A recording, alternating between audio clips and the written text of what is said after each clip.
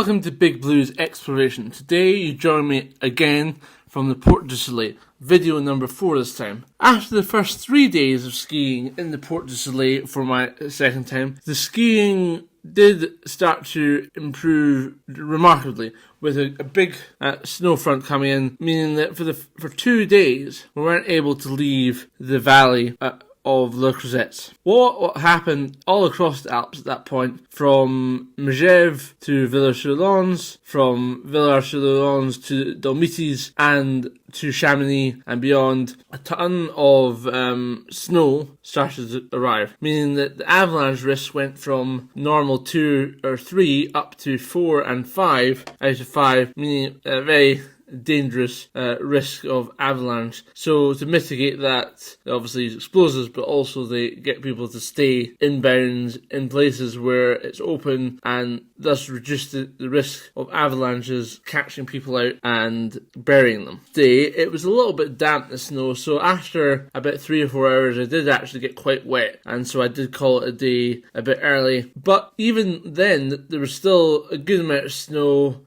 Doing runs with half a foot of powder, so really enjoyable, especially as most people in Europe don't ski off-piste, so having all the powder stashes, for as you would call it in America or anywhere that loves powder, everywhere, finding different places to get some good deep snow and get those nice smooth turns in as you descend down some of the piste, very short, just due to how it works in the La Creuset Valley and the fact that many of the runs, even the Creusets, some of them were still closed, being pisted, so the snow wasn't as accumulative as you would like it to be. One of the great new runs that was kind of formed was going in between Planchot and Marchons to the left. Instead of going round and down, you went diagonally into it and had a great bowl that you could ski down, only about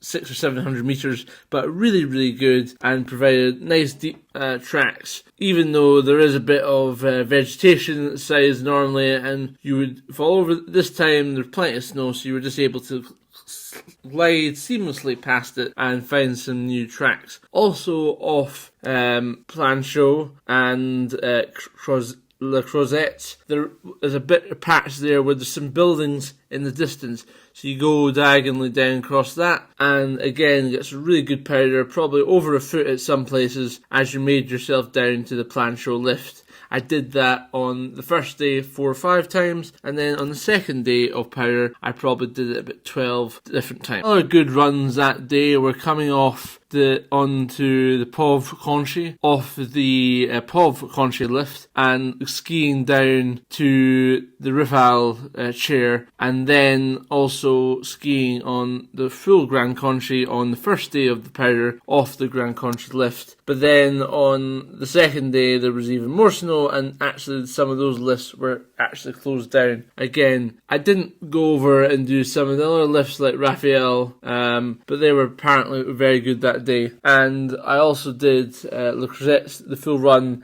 as well as the Les Charez lift number 8 as well on the map. So yes, there was only 6 or 7 different runs that you could do, but they were really good, well powdered, and yes, there was quite a lot of people there because the valley was closed out of Le Creuset, but it gave excellent day of nice powdered, very different conditions to what you normally get in that part of the Alps, making for an excellent day. One of the other great things when you ski alone is that you bump into other people. So I was on the left and just bumped into this young woman, and after that we went and did 3 or 4 runs. She was there guiding a group, and she had some time, so I went and showed her some of these runs that she hadn't thought about doing, and afterwards obviously she'd seen that they were quite a bit better than just doing the runs that were listed on the map. But that's what happens, you ski, you meet new people, you have a chat. So if you ever do see me on the mountain, lots of blue, then obviously it would be good if you want to hang out, do some runs. So it's always interesting interesting when you're meeting different people, and that's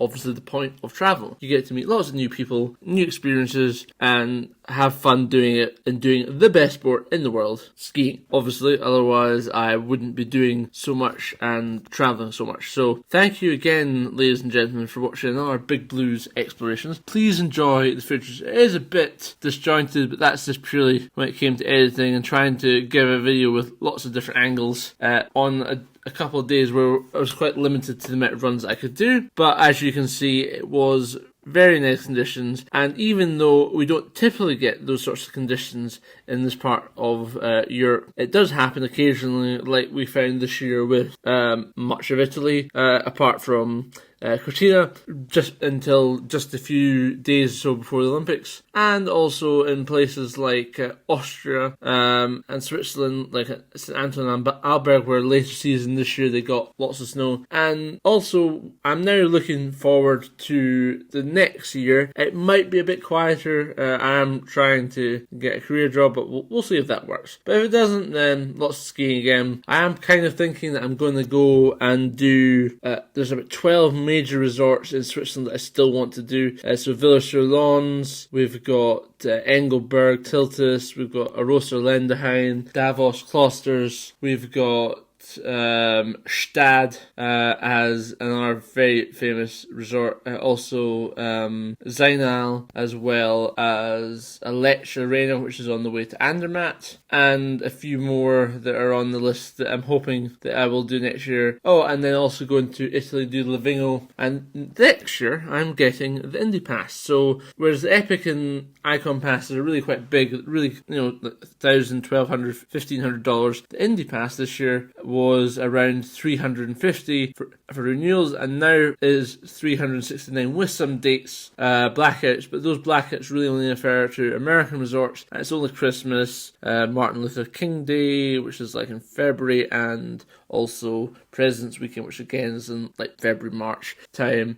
But lots of places on this pass, 300 different resorts. You get 2 days, and then the third day is at 25% off. So I'm kind of already thinking that if I do a small amount of skiing, I'm going to go and do 5 or 6, 7 of those resorts in Japan, and do a few of the ones like 7 Louks, as well as Valmoral, and then do, also forgot Lax in Switzerland. This is definitely a major resort I want to go. And then Austria, Rauris, as well as Schlagming and Dachstein, Glacier plus the other Gastein, if I have more time. But we'll have to see what happens in the year. So thank you very much again, ladies and gentlemen, for watching another Big Blues exploration. Please like, share and subscribe so we can get to the 100 subscribers. We're very close. So thank you again.